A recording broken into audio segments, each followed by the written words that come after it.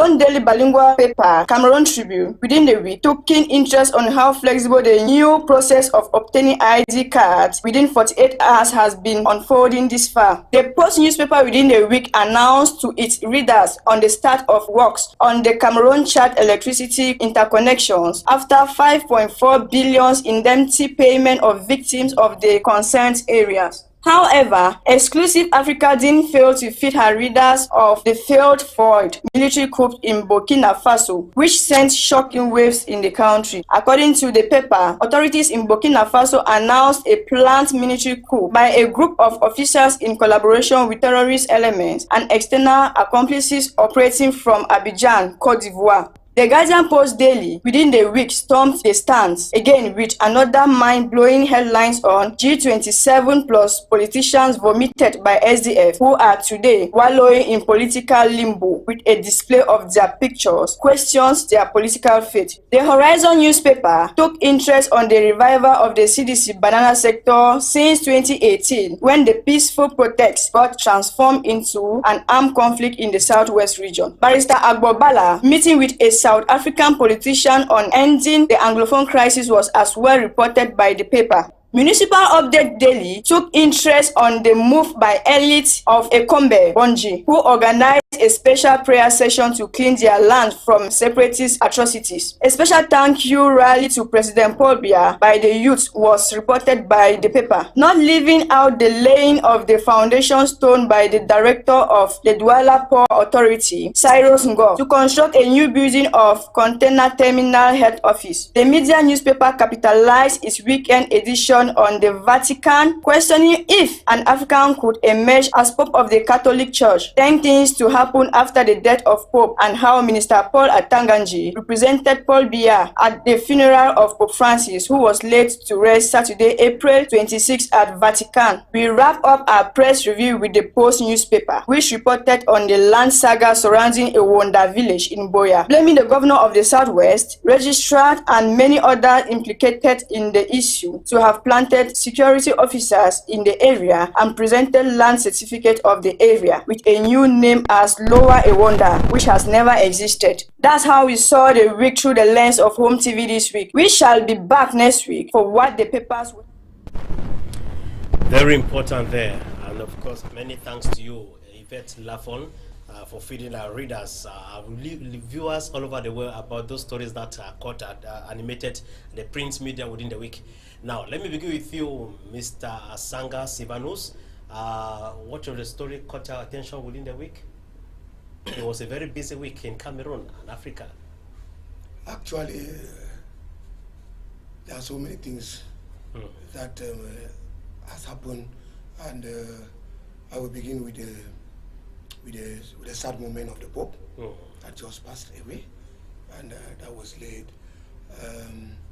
on state in the Holy See. That's Saturday.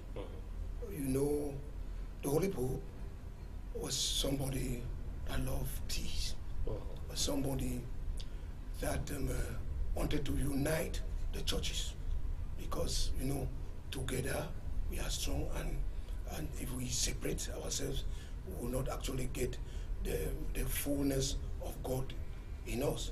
So that was one of his projects, and I think that he actually went up to an extent that we could get these combined marriages in church, like Muslim getting married to a Christian, and all those things take place in a Catholic church.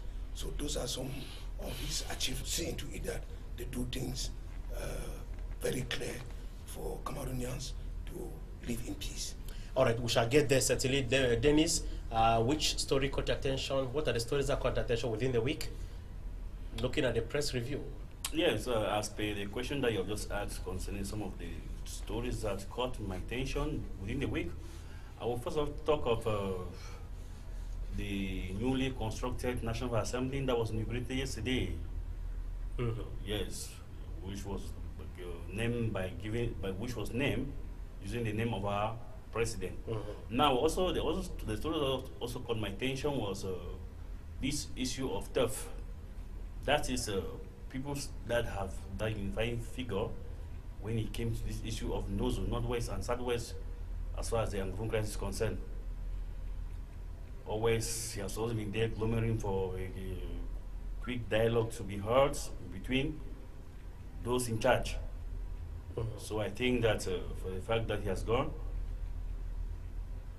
maybe by God's grace, the person who is going to take over from him should be able to like follow some of those his footsteps of that maintaining peace, see into it that churches being together and calmness being church. All right, gentlemen, let's begin talking now with our very first topic, which happens to be Pope Francis, the one month a peacemaker. As our very first topic this afternoon, we'll talk about it for about approximately 10 minutes, since we started a little bit late, so that we could be able to manage our time.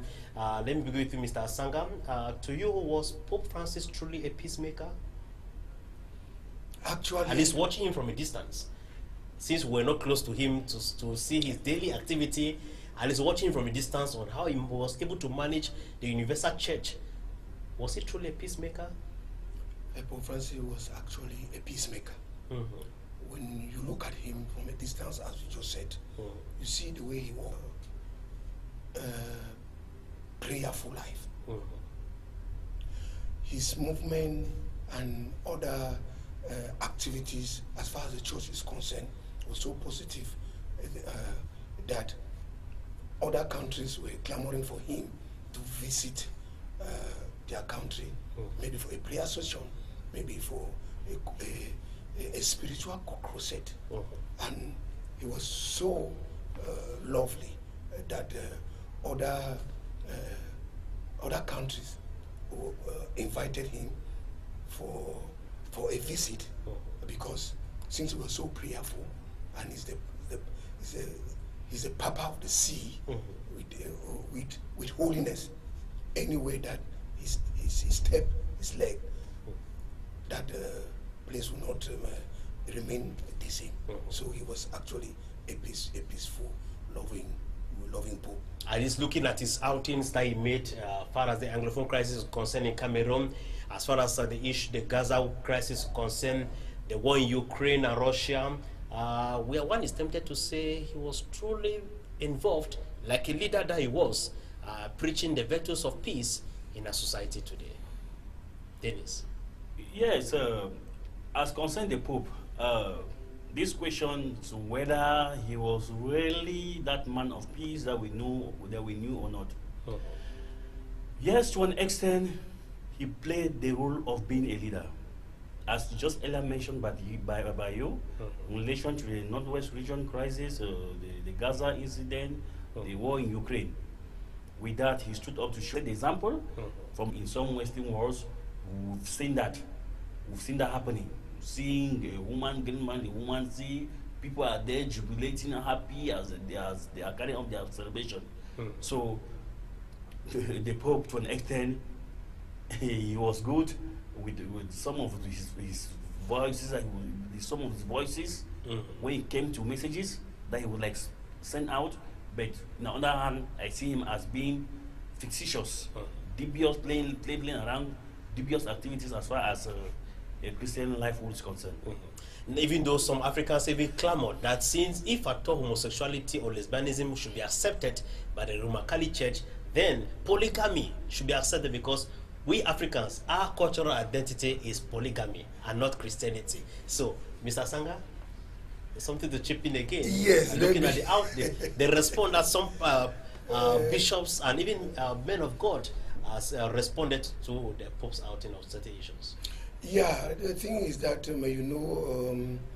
when a text come out to interpret it, we have different versions and different directions of interpretation.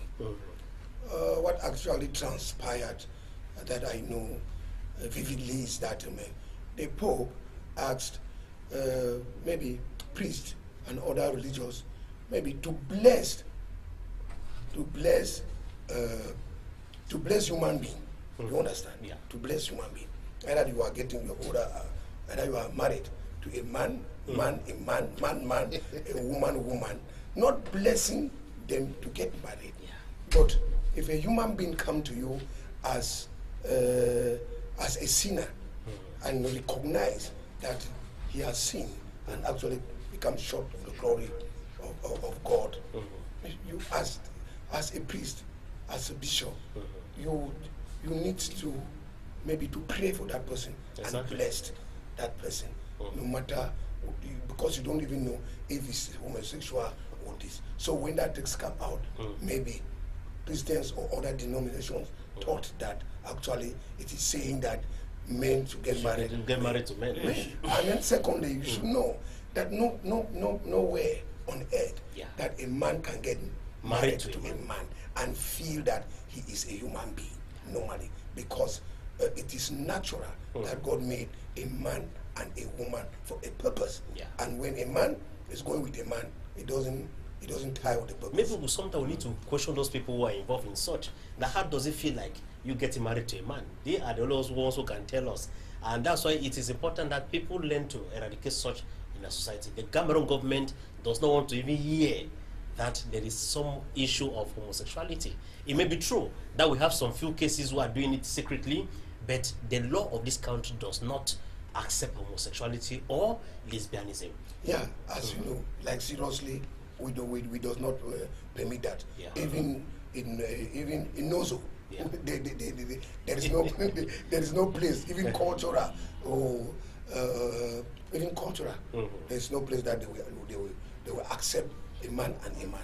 And then when I was even growing as a child, we did what we call a catechism doctrine.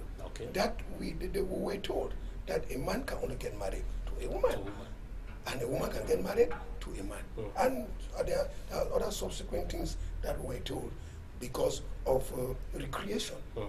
You know, that you should be able, you should be ripe enough, you should be a man enough before you get married.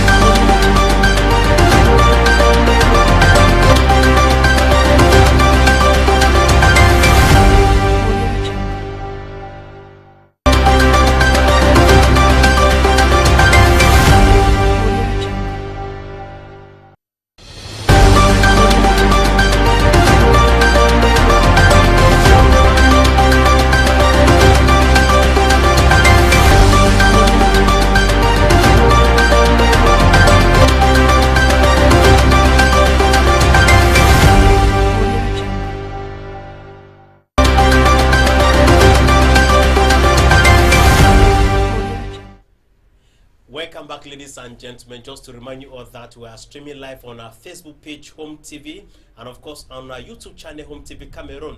So you could as well following us. While following us on Facebook, drop a comment or a reaction as far as our talking point is. Day in the nation's economic capital, Douala. Kwan Hamed, good afternoon, welcome. Thank you, Wana.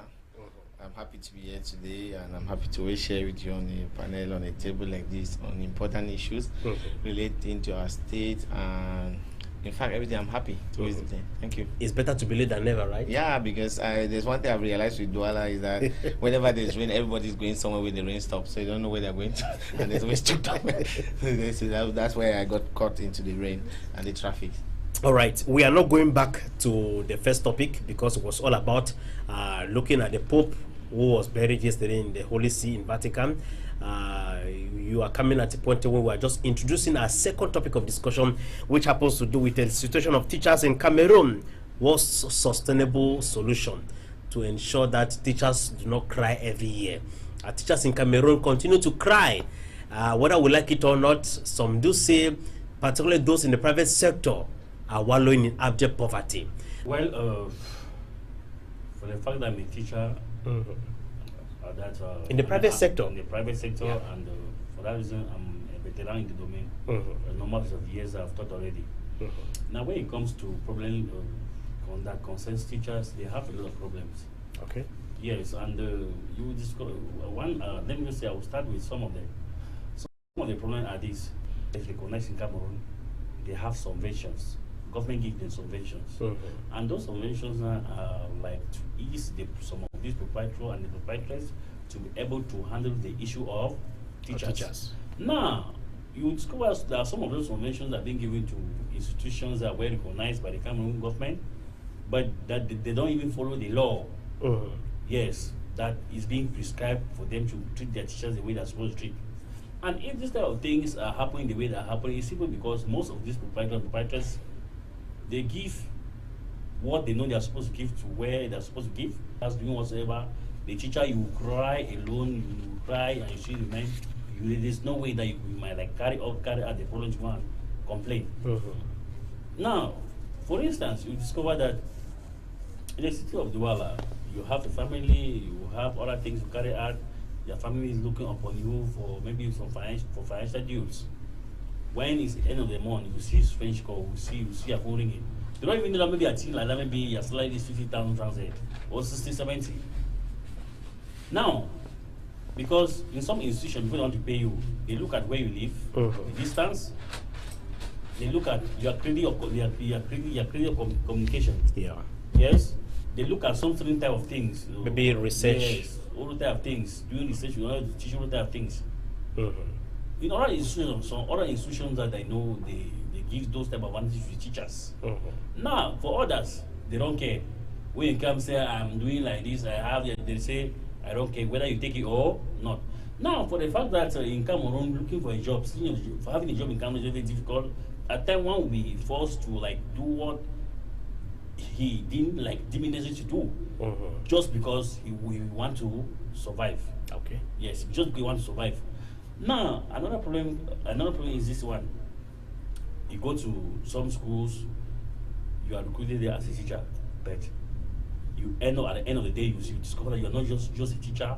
At times, you are even cleaner. You are a cleaner doing some other activities on campus. Yes. You discover that your contract you sign, stipulating a teacher, this is what I'm supposed to carry out. You are doing even more than what you are expected. And the irony is that what you're not being compensated for what you are doing. And when you're absent, or when you come late, they deduct your salary that you came late.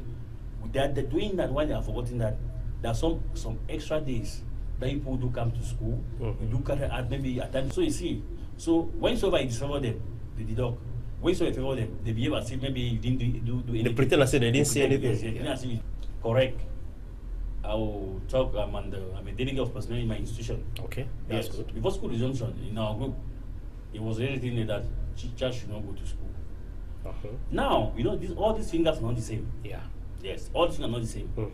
Some will say, I will not go because they know what they're counting on. They know what they're counting on. There's some that are going to say, in my family, I'm all. If I don't go to school and I'm being suspended or being removed, being dismissed, where am I going to go to? Yeah. I know most of the schools during this term, teachers always make sure that maybe they are up to the task.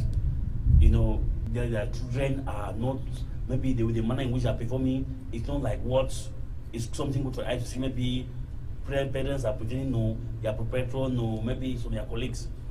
That one, you will downgrade to. Even the check teaching something of which students are not unable to like have a pass mark, you will downgrade to. And at times, when you even have a problem, when you want to go and complain to the hierarchy, you are afraid because they are going to ask you some other type of questions. They are coming to come and complain.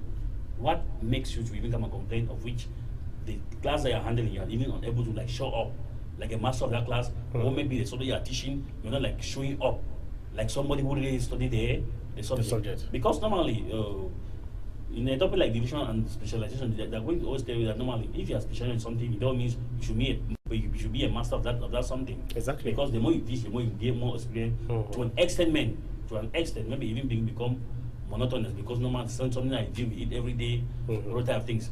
So, all teachers, we have different problems. We have different proprietors who have different mindset, all type of things. You know, schools are not the same. Yeah. Yes. I may be in a school that has AC in class, school that maybe they pay you some hundreds of thousands. Yeah. Yes. Others start paying from 40,000 francs. Yes. My problem that I'm facing maybe in my institution might not simply be the same problem that another one is facing.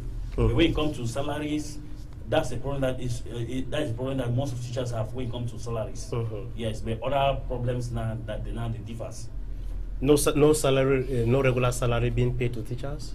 No, schools, before you go into any institution, normally you have your contract that you sign. There are some of those schools that normally they pay their teachers 12 months. There are some schools that they pay their teachers 9 months. There are some schools that they tell you where you go, they're going to pay 9 months, but at the end you discover they will pay you 8 months. 8 months. There are some schools you can be in a school they pay you 70, 80, but you have advantages. That one it don't even make you maybe to talk too much because you know you have cover up somewhere. There are some schools they don't even have advantage. So you focus on what they give to you. If you don't want, you leave the institution. Yes, and you should know that normally for you being a proprietor or a proprietress, it's not bonbon. Eh? Yeah. Yes, no bonbon. So teachers they have a lot of problems. Hermet, teacher, what do you have to say as regarding this kind of issue? Teachers, every academic year gone a strike action.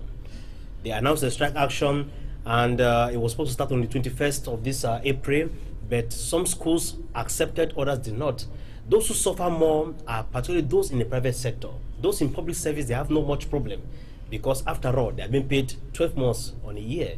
Those in private sector, if you are even lucky enough to have 8 months salary, you should go to church and say thank you God Almighty. Or you go to your village and thank your ancestors. If not, you have maybe about 6 months out of 9 months in the academic year. I think that before we start looking at the problems and the solutions, we need to start pointing out responsibility. The first person that carry the highest responsibility here is the government. That you have people who in one case they are owing you some money from your salary and still have the courage to tell you cut part of that salary because you absent, because maybe you are sick, maybe your child is sick. That's a lot of courage to get up and tell somebody that you see you are inviting calamity on you, just that in a peaceful way you are inviting calamity on you, which means that the proprietors must stand up and do what is necessary.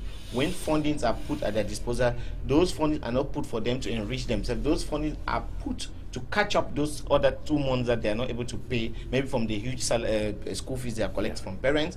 Those subventions are put to manage the school, to make that the school is of good standard, to recruit good teachers, to even train, because some teachers come and in the process of being learning, they learn from their colleagues, and their colleagues start teaching them maybe how to make their weekly programs, how to whose syllabus are they to catch up with and stuff like that.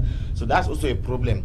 And the other one is schools just operates also like a bank because it receives its money and needs to have somebody that has to track and know who is doing what and at what point are we calculating the extra times that just, which is something very important. Those extra times, I will work for a company, but each time you play with my extra time, that's where I can forgo the salary, but not those extra times. You need to pay me for it, and because it means business. The second, the third responsibility goes to parents. Us in the Aglo region, I've grown up in a zone where when I was in school, the day that they will tell us that there's a PTA meeting, that's why I start having problems with my own self, because my parents will be coming to school to hear the problems that we cause to teachers. Teachers will express their problems, and also they will take a resolution, and just also make a convention with the parents, see how can they come into step. Maybe we are in a classroom, rain is falling and water is pouring on us. The parents will say, okay, since my child is in this class, I'm going to take up a commitment to give 1 sheet of zinc to make sure that the school looks well. So you see, it's an additional responsibility.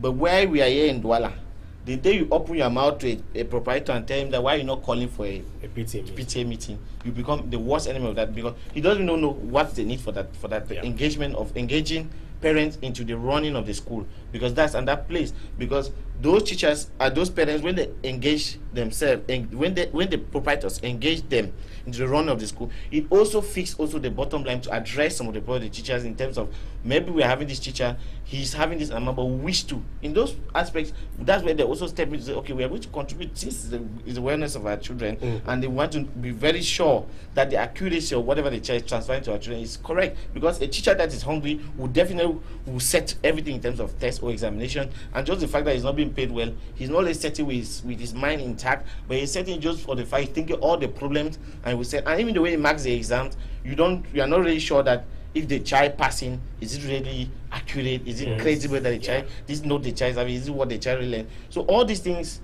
are things that maybe if they're put in place, it will come in a long way to harmonize the approach. We are seeing the government also at one point putting our money to do some certain crazy things that you don't understand. But what if they were saying that we want to do a process where we will do a censoring of all teachers that are maybe private or government sector, and we're going to see how we can regulate their own situation.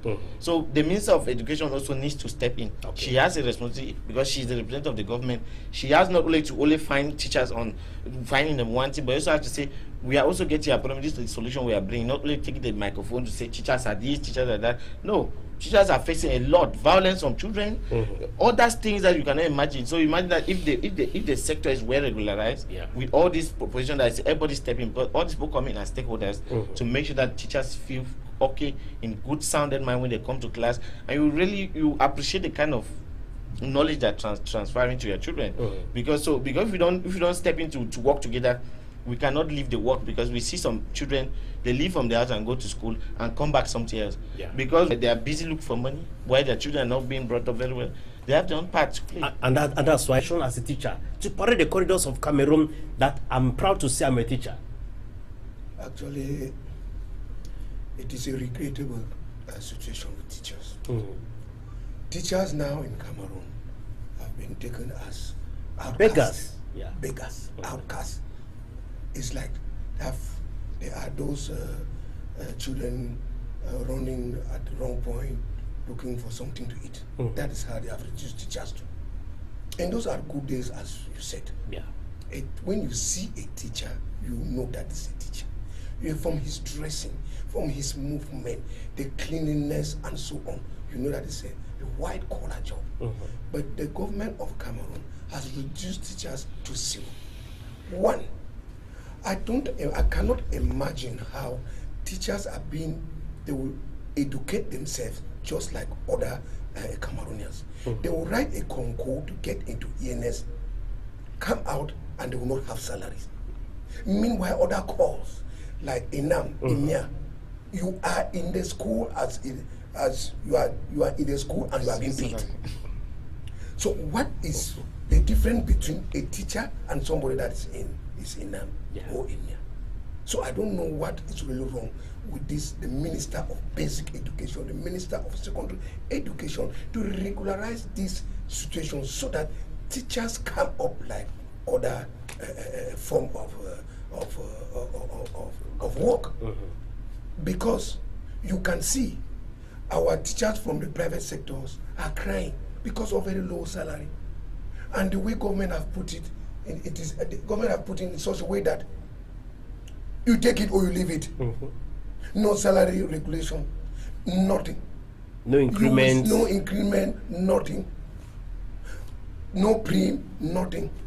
You see a teacher in an economic capital like this in Douala, where there's total hardship. There's everything you buy, from leaf, from water, from A to Z. You are paying a teacher 50,000, 60,000, and you expect that teacher to get married. You expect that teacher to get married. Some of them even start giving a code of dressing. Like this, how you need to dress, and so on and so forth. Which how much salary, and the government is sitting quiet. It is unbearable. Teachers have been reduced to dust. And this is high time for teachers to stand up. Government or private, they need to stand up as of teachers, or the poor working condition of teachers.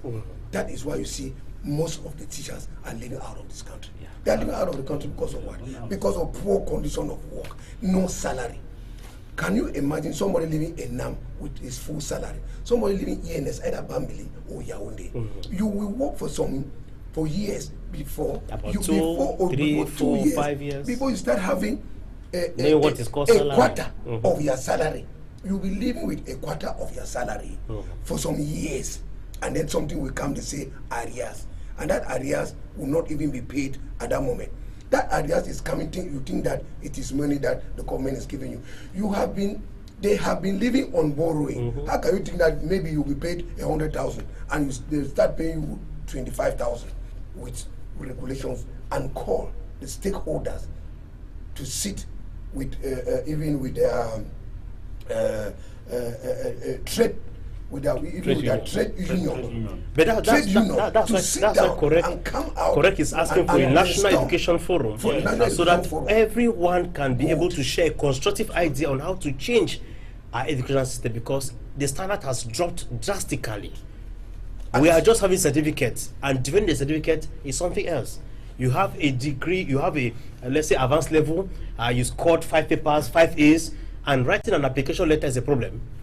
They still come out with a format for you to write an application letter. So the thing has crumbled. Yeah. So we need to sit up. Cameroonians need to sit up. Teachers need to sit up. Both sectors, private or government, they need to sit up. I think the communities also need to come in, because I remember in our villages when they send us a new teacher, and then the teacher is to like just come in. We need to bridge that up.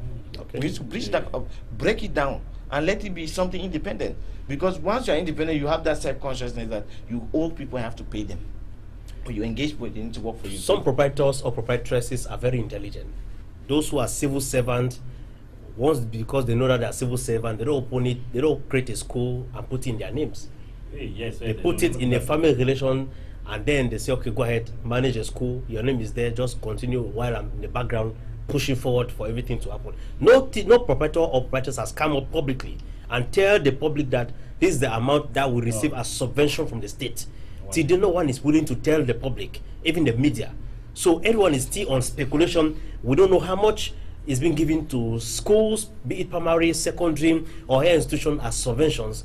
But teachers continue to wallow in people because education is, I think that education is personal, and when you are educated, and a particular degree entails a particular maybe salary scale. Yeah. And so when you are an A2, even if you are from INAM or you are from this, the salary scale needs to be the same. We can go maybe to Prince, maybe you are working in the night, you have something, but the salary should be the same. What we are saying here now is that they should not take teachers as if they are slaves. And if a nation building cannot prosper without teachers. Yeah. And if we have poor working conditions for teachers, you will have poor students and will have poor results, and at the tail end, they can't. It's a starting point. The other countries in the world, like I know that some ministers might be angry about the fact when I say other countries, did not get where they got to just because they were just sleeping on their bed. We cannot be here. Cote d'Ivoire, I will take an example. They Gabon, they are paying teachers better than us. Which we think that which they call us the African miniature. We have all the resources. What about Ghana? You know this back they call Ghana must go. Ghana, they were suffering. They were all and today they are, when their sectors were regularized, all of them left, and they are fine. So what I am trying to say here is that we should not be sleeping, because there is no food for lazy man. It is not because these things have been happening before you were giving birth that will let it go. At that time, Cameroonians were not many, and then maybe Cameroonians. What would they eat? If I can strike now, what would they eat? I won't like you. You see, that's why to an extent when you see people striking, you see most of those striking are guys that are worried, maybe I guess I have something to do with them. You never see a teacher whose job is there, and he just solely rely on that job, and you see him removing his big head to go and strike. It will be very, very difficult. It will be very, very difficult. Because one thing, I have children here, when they are going to crying, they didn't write any letter for you to put them to bed. Yeah. They are dead because of you. And you think that maybe hunger will come and pity them because their father is poor? But they're not asking. They didn't ask for teachers to go on the street to strike to force the government. I think I want to talk about revandication. They have been reivindicating. Because when you talk about reivindication or teacher reivindicating, I say normally this is not the first time, this is not the second time. Teacher reivindicating. There should be that change of tactics on how to reivindicate. Mr. Wana, I will not say that that reivindication should not be an option. Reivindication is definitely an option, but how? That's it. There are many ways you communicate your reivindication. Are you going to the parliament to see the MPs to tell them that we are not feeling fine and wanting to talk about this thing? See your MPs, see your mayors, because we have people who we cannot just be discouraged, because I know this is a process of advocacy. You must identify who should we be talking to. Okay. It's not about just seeing the minister only. No, the minister doesn't manage the whole sector alone. There's a regional delegate for secondary education in every region. Yeah. Who you start identifying, who are we engaging with to see the plight of what we are revendicating, and how are we tabling it? There's a way of doing revendication without being in a violent way. You can meet these people in the corridor. If they want to see you, you talk to them, you tell them your problem. So many stumbling blocks getting to right channel so they can table your plight. Yes, Dennis? The point is this. So you just made mention of there's a way of us tabling our problems. So when you hear in the television of Cameroon, you hear the way people are complaining about teacher stuff, do you think that they are just complaining like that maybe because they didn't do it? They did. They did. The point is just that, look, at times when you talk, it's as if maybe you are just entering Cameroon. Maybe you haven't been in Cameroon. Yes, that's how I feel. Because we should be in the country. I'm a Cameroonian. And I don't know, in Cameroon, anything can happen. Yes, when we see it, we have, okay, just take for instance, when playing beating around the bush saying that we should know the man and we should table him, there's no way we have educationists in Cameroon that are fruiting to the Minister of Higher Education, even secondary, not to even talk of a Minister of Basic Education. So we can resume that the advocacy should be around the government to have a good faith to see into the problem of teachers. Now the point is even that the other word. Even they come to strike, not everybody will strike, because you as a government shall go on strike. Your salary will be passing. But I as a private shall, even if I go on strike, I have a family to feed, because that's what most of the private teachers they always have in mind, and that's why you discover that word. Most of the private teachers that are teaching today that are male, they always have something doing before even teaching. Teaching will always be there as their second opinion, because look at it should not be below 40. And you find schools, and there are schools that I know that pay teachers really know their own rights and know how to defend it in a proper way. Mind you, that some of these proprietors even go and negotiate. That's what I was saying here. Okay, they go and negotiate with the labor inspectors that if a case is brought to you about my institution, put it aside. We shall discuss later on. It's true. Their responsibility as a labor inspectors is to correct some of these mistakes that happen in the society. Most of this, they are not doing it. Most of the teachers are not registered into the National Social Insurance Fund. They have nothing. Now, most of these schools that we have in town recruit quacks. That means those who are not professional teachers. They prefer to go for cheap labor and pay the last small amount. When you come in as a professional, they know you're a professional. They will try as much. That the solution can still be in the same problem is the teachers. Yeah. If they are determined to changing their situation and they hold a one voice conversation. 1 week, no school. Yeah, they hold a one voice conversation. Maybe not on school. Both higher. Maybe on the school, not on the schools. Secondary school teachers and those on the primary. That no teaching, that no teaching for 1 week.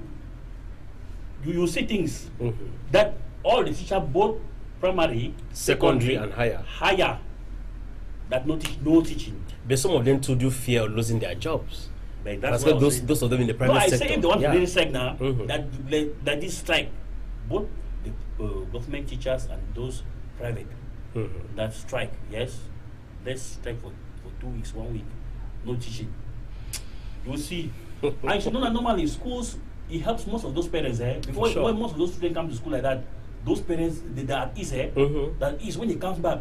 And that's the reason why when we're going to go for summer holidays, most of those parents will be dreaming, praying for Almighty God. Miss, we remind our viewers watching us all over the world that we are talking about a situation of teachers in Cameroon. What sustainable solution? It's true that we had programmed 3 topics to discuss on, like every edition of the program Issues on Home TV.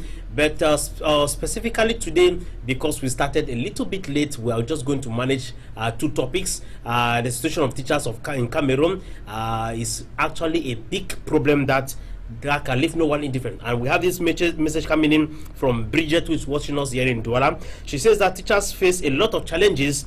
Number 1, she lists them. They have 6. She lists 6 challenges that teachers are facing. That number 1, no standard salary. 2, no job security. 3, no encouragement or benefit. 4, no teachers or trade unions to fight for their teachers rights.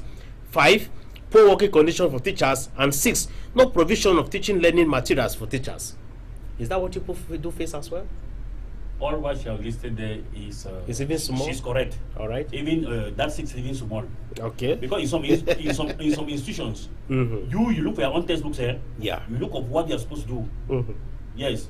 Like but where I'm teaching, we have a Wi-Fi for all the teachers.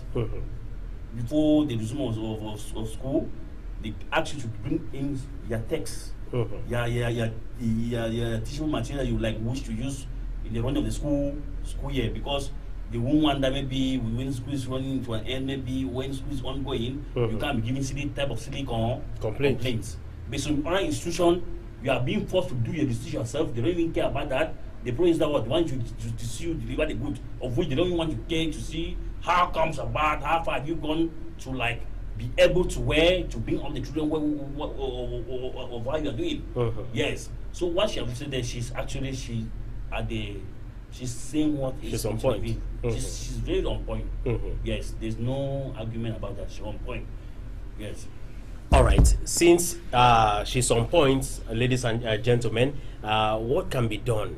It's true we have talked at length about this issue of teachers on strike action, talking about clamoring for better condition. The Minister of Public Service and Administrative Reforms, Joseph Lane, alongside the Ministers of Basic Education, Professor Laurent Sejetuning-Goam, the Minister of Secondary Education, Professor Nalova Lyonga, the Minister of Higher Education, Professor Jacques Famdongo, the Minister of Labor and Social Security, Wana. They met in Yaoundé for 3 days with teachers' trade unions. That's correct. Correct.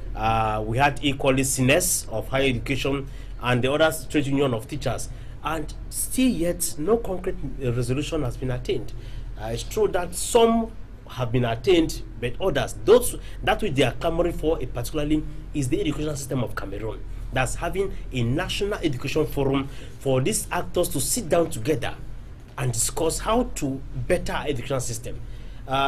You must understand that some of the subjects that is being taught in school, some of the curriculum are even outdated. Some do not even tie with the current situation in the country. Some do not even tie with the job market. So teachers are clamoring for a new way of teaching, a new curriculum to be injected, while others are flushed down. With these proposals being made, and the government is not being able to accept for them to convene a national education forum, where can we move forward? Can there be better days ahead for teaching profession in Cameroon? Yes. Not relent their efforts. They should not get tired. They should keep on and continue engaging the government on the matter. You know, when you have a problem that continues to come to you, even if when you have been paid from the background to ignore that problem, when it constantly continues to come, it might end up calling the attention of the hierarchy, which the hierarchy is the president of the republic. Means that they should continue engaging government on these issues until they come to a definite, convincing solution. But don't you feel like at one point in time the teachers become tired? Because if, let's say in the littoral region, we have approximately maybe 25 schools that will accept to embark on a sit-down strike action, and then the rest go to school, don't you feel like the equation will not be balanced? It becomes problematic for the teachers to unanimously attain the objective. My stand here is not like asking teachers to continue with the strike. My stand here, because how else do you want them to? Yeah, because when I said engaging, is like this forum we talk about is another platform to engage with those who are concerned, who are holding power, and who can make change. And my stand here is to prioritize children also, because as we are talking, the problem is not the children. Their parents have paid their school fees, and teachers are expressing problems that are not coming from the fault of the parents that have already paid. Means that we must continue to engage the power that be to hold those who are accountable to fulfill their duty.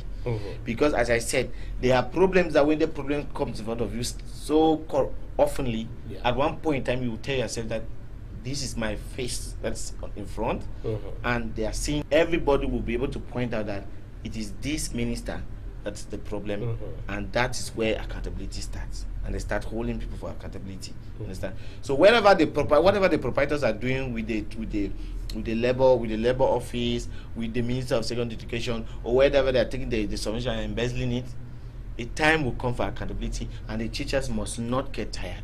They must keep on engaging government on the table, because the government is the prime person to see into their problem. Ignoring the government is like going further without getting the solution, because where is the money coming from? From our taxpayers' money, which this subvention will be collected and given to this school. Of earning wages that they have not worked for. As you said, because the system is not regulated, proprietors or individuals have taken it over as a very good business to make money for themselves. And that is why you see there is this poor salary. You see, there is this poor living condition, and others are flourishing on that. I am saying that if the system is regulated by the government, our government is so porous that anything that comes in is good. You will not imagine a proprietor building up a school, like the earlier said. It's not only teachers, doctors, even the armed force. You see, some time ago, the armed force strike in Yaoundé, the march, and the next 2 days, their salary was increased. Their premiums were increased. You see, but when you start a Pacific march now, a peaceful march, normally the government with the violent way they operate, they will shut you down, and you see the ambition, the positive ambition that you have, will shut down, and you will not even know where to run to. And so on proprietors and proprietresses who are creating schools in Cameroon, then most of these schools must be shut down. For example, if a school must open its doors, it should be planted into a meter square of 2,000. Now, if 2,000 square meters, but you look at most of our schools, very few in corridors, very few are planted into a 2,000 meter square land. That's number one. That's just one of the key principles to tell you that the government is implementing its policy of administrative tolerance, and if the government decides to go hard, it will be able to force these proprietors and proprietors to pay teachers at least the minimum salary that they will be able to live a comfortable life in Cameroon. Yes, actually, what you're saying, you are at the point. Now, the point is that in Cameroon, I'm a proprietor. I know that normally, where my school is not working with the norms, or one of the criteria that is supposed to be put in place. I have no other option than to say that where I'm sorry, and when you say I'm not sorry, that sorry is finishing with maybe an envelope. Yes, when you're telling that I'm sorry, the sorry is finishing with an envelope, and that's how the system is all about. You see teachers not being paid the amount of salaries they're supposed to pay. Is it the same of the issue of bribery and corruption? Look at, for instance, if the Cameroonian system of education or the government was really serious to make a situation where that these private teachers should work in and they don't feel as if they are private teachers, that they work up, they come up with the little minimum salary, but you've said that my school is the way it's supposed to be, and I've discovered that things are not the way they're supposed to be. Okay, I will make sure that each year I will send in this envelope. Maybe most of those inspectors that pass in school to check whether schools are operating, how are they? Are the children well secured? Are the people's well secure or not? When they pass in some school and discover normally things are not the way they're supposed to be. You give them their envelope, they lock their mouth. You see the way they write the report concerning your school, you'll be surprised. Things are not going on well, but you see what they are writing. You are saying you don't have chance to the extent to say that I'm a man. Those that then you say around 90, tell you that we have people, but those other one is the Almighty God fighting with them. I need to be very, very prayerful. So, Dennis, in a nutshell, we should just conclude here that for teachers to attain their objective, they should wait for divine mercy. No, with that, I'm okay with that. But if that is going to be that we are going to write for the government to hear, because I cannot count the millions letters that they have written to the government, and they just take it as if there's nothing. I won't lie to you. Look, in this Cameroon, look at something like religion. When you write religion in the, just look at something, you write something like religion in the advanced level. They will say, we want to, say that, look, for teachers of the private sector, this is what we want. Want to see a salary rate. Want to see a salary rate, want to see a regulation of maybe put them also in say MPS as we earlier emphasized. All those things, we need to work hard. If we fold our hands, work hard and pray. You may still work hard. Yes, yes. And end up dying and being a poor person. It is better for you to work hard and die, and die, but instead of for you to fold your hands and wait. Well, no, prayer Pray is for the key. divine intervention. Because Prayer is the key. But in this contest, in this contest, yes, it's not a spiritual contest. No, it's now, me. I want to say that we walk and pray. With that, I would disagree with you.